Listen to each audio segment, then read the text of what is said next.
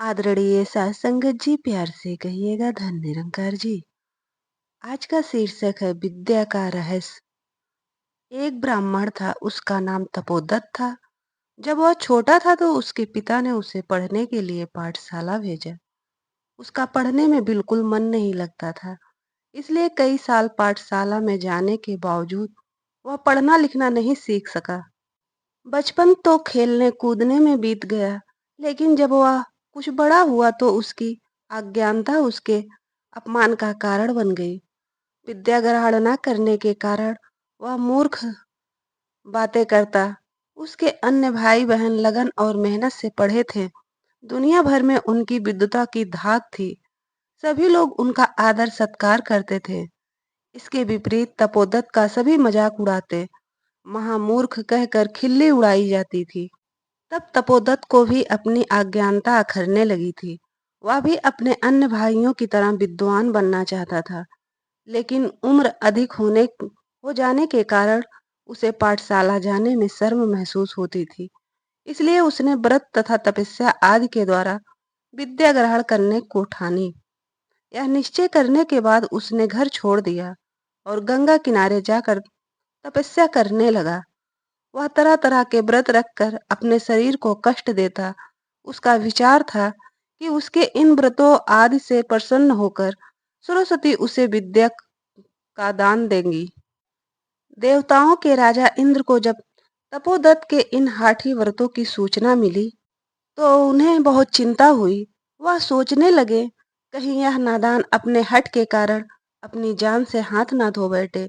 इसे यह बताने की आवश्यकता है कि विद्या अध्यापक की कृपा के बिना मिलनी असंभव है। जब तक यह किसी गुरु की शरण में नहीं जाता, यह विद्वान नहीं बन सकता। बहुत सोचने विचारने के बाद देवराज इंद्र ने एक ब्राह्मण का वेश बनाया तथा उस स्थान पर पहुंचे जहां तपोदत्त विद्या पाने के लिए तप किया करता था।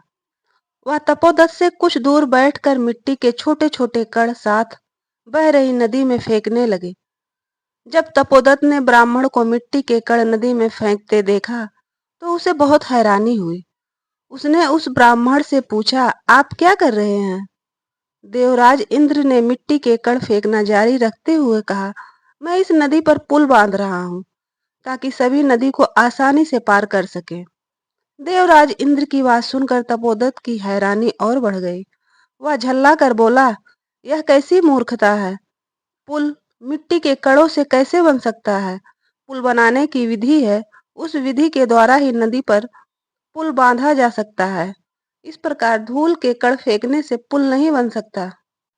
तपोदत्त की बात सुनकर देवराज इंद्र मुस्कुराने लगे, फिर हंसते हुए बोले, जिस प्रकार पुल बांधने की विधि है, उसी प्रकार विद्या प्राप्त करने की भी विधि है। विद्या उस विधि द्वारा ही प्राप्त की जा सकती है। यह कहकर देवराज इंद्र ने तपोदत्त की आंखों में झांका, पर उसकी पीठ थपथपाते हुए उसे आगे समझाया। वत्स, सनातन नियम है कि विद्या गुरु कृपा से ही प्राप्त हो सकती है। गुरु अध्यापक ही विद्या का दान दे सकता है। यह दान व्रतों तपो आदि से प्राप्त नहीं किया जा सकता। इसके लिए तुम्हें गुरु की शरण में अवश्य जाना पड़ेगा। जब तुम गुरु के आदेश अनुसार लगन तथा मेहनत से अध्ययन करोगे, तभी विद्वान बन पाओगे। यह समझाकर देवराज इंद्र वहां से चले गए। तपोदत्त को पता चल गया था कि विद्या प्राप्त करने के लिए उसे गुरु की शरण में जाना ही पड़ेगा।